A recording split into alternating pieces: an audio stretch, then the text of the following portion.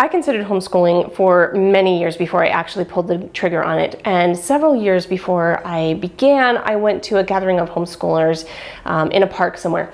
And I was talking with one of the moms and I asked her, well, how do you teach your kids to read? Because that felt like a really big skill that if I messed up on, kind of I ruined their whole lives, and I just wanted the assurance that I could do this one thing that was really important. And she responded with something like, I don't know, it seems like it just sort of happens. And I thought, oh my gosh, you're the teacher and your answer is magic? I mean, I just felt like that's crazy, and I judged her in my head. And years down the line, I've been homeschooling for many years, and somebody asked me how I teach my kids to read, and I seriously just about said magic, because I couldn't come up with an answer, and I thought, what a hypocrite am I? And so I put some thought into it and came up with the 5 steps that I follow that teach my kids how to read. Now here's the thing, this is the reason that both this lady and I feel like I don't know how to do it. It's because it is really, really simple. First and foremost, this is the first step, and it is really, really important. Don't start until they're interested. Don't say, happy birthday, you're 5, time to learn to read. You have to wait until they show interest. And this is going to look like, hey mom, what does that sign say? Or what does that letter say? Or can you read me this book? And they'll sort of follow along with their finger. They're going to start showing indication that they understand that these squiggles mean something and that they are connected to some sort of sound.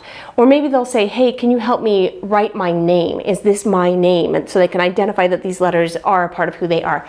When they start showing interest like that, then the first step, so that was the first step. So then the second thing you do is let them watch Leapfrog Letter Factory.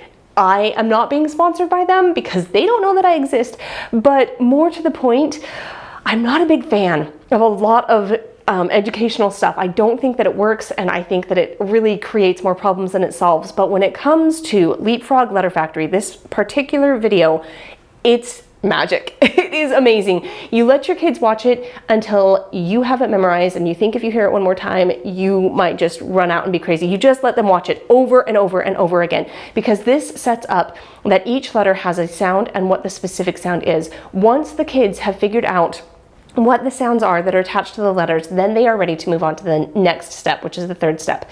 I want to interject at this point, if your children have special needs when it comes to reading, maybe they're dyslexic or something like that, check out my other video on that. That is specific to dyslexic kids, and that video, that treasure hunt reading, takes the place of these next couple of steps. So go do treasure hunt reading if your kids have dyslexia or something like it. If they don't have anything like that, move on to the next step, which is simply, this is not magic. So much of this is magic, not this.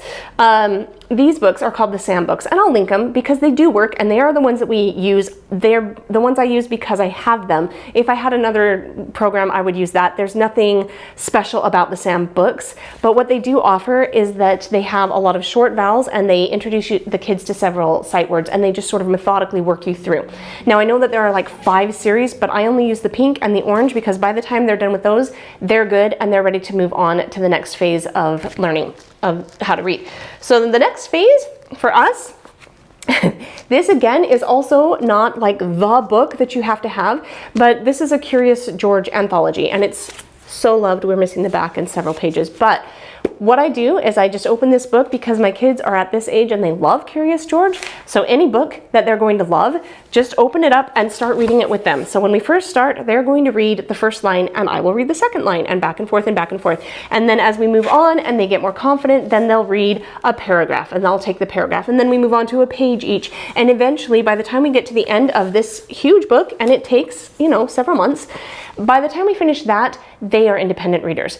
I will say they don't necessarily love to read at this point. They have the skills to be able to read, but maybe they're not super excited about reading on their own, and that's okay. They get there when they get there. Once they're at this point, they have their words, they know how to read, and they become an independent reader. They'll start reading books like this, Magic Treehouse books, and it's a slow slog through them, and they sort of do it on their own when they feel like it, but they are working their way through it independently, more or less. Maybe they'll want you to read some of it to them, but they can read it on their own. And I might add, this is the step where after you finish treasure hunt reading, you come back in. Whether your kid's dyslexic or not, this is where they've got their ability to read is down, and now they can pick up in reading these series type of books. Now, the real breakout book for several of my children, and I don't know why, but it is Brandon Mull's books, the Fablehaven series. This is where they go from, I'll read it if I have to you are going to find me all over the house just sitting down curled up reading this book. They love these books, and it takes them, again, from those tiny little books to these big, big books. It really is a gateway book for a lot of my children, or has been. So I do recommend you having books like this on hand that they are able to really jump into reading. And once they start reading these, the world is open and they just read whatever they want for however much entertainment or fun that they want to. So 2 notes on what you should do, like all the time while you're teaching this. Don't ever spend more than 10 to 15 minutes on teaching your kids how to read, because their brain is full. They can't handle anything more than that, and you don't want to turn this into a nightmare. They are going to learn to read. They are going to love it. It is going to be an amazing world-opening experience for them. Have confidence that they will get there when they're ready. Do not push it more than 10 to 15 minutes a day, because then it will no longer be fun for them and you'll really close that door for them. And the second thing is that you should read to them on their level. So what they are reading is, Sam sat. That is their mechanical, they're learning how to read, but their comprehension is so much higher. So they're going to be interested in things like fairy tales and adventure stories and things like that. And you need to be reading those stories to them, because it's kind of like holding out to the prize at the end to say, hey, when you figure out how to read, you're going to be able to have these stories that you can read. And also, this is a really hard skill to learn how to read. And you want to have that constant dopamine rush of this is fun, we enjoy reading, this is a good thing, so that they don't associate it all with the difficulty. You want to maintain that sense of, but we really enjoy it.